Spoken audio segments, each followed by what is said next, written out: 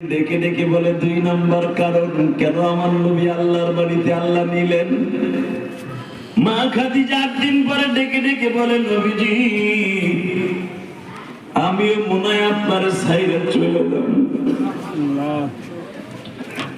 নবী একটা কথা আপনি আমার সাথে ওয়াদা দিবেননি,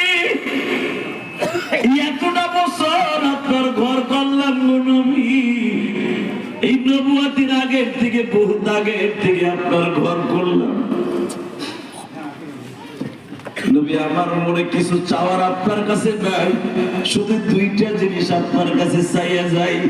1 নম্বরে নবী আপনি আমার জীবনের তরে ভালোবাসা দিয়া কবরে আপনি শোয়াবেন। 2 নম্বরে খাদিজার জীবনের তরে আপনি মাফ করে দিবেন।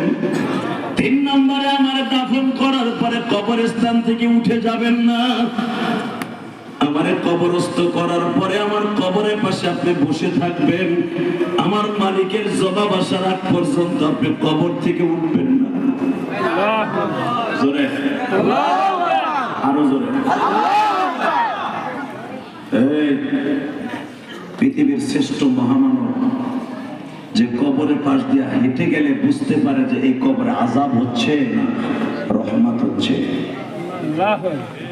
আজকে বাংলার জমিনে আমার সেই নবীরে গালি দেয় আছে না নেই? আপনারা জানেন গত বছরে আকাডা মোদি আকাডা না আকাডা মোদি ওর দেশে আমার প্রিয় হাবিবকে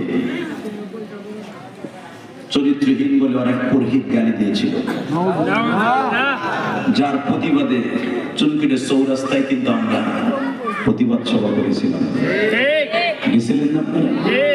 মুসলিউদ্দিন সিরাজের নেতৃত্বে, আবুল খায়ের ভৈরবীর নেতৃত্বে, বড় মসজিদের নেতৃত্বে আপনার পাগলের মতো আশেকে রাসূলগুলো ছুটে গিয়েছিলেন বেঈমানদেরকে ভারতের জমিনে ফাঁসির কাস্তে ঝুলানোর মতো, ক্ষুদিরামের মতো এই প্রতিবাদে আপনারা গিয়েছিলেন, গেছিলেন না?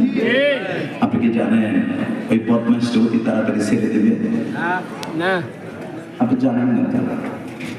ভারতের পার্লামেন্টে, দিল্লির পার্লামেন্টে পাশ হয়ে গেছে, যে কোনো মুহূর্তে তাকে ছেড়ে দিবে। আমরাও মিডিয়ার মাধ্যমে দীপ্ত কণ্ঠে বলতে চাই,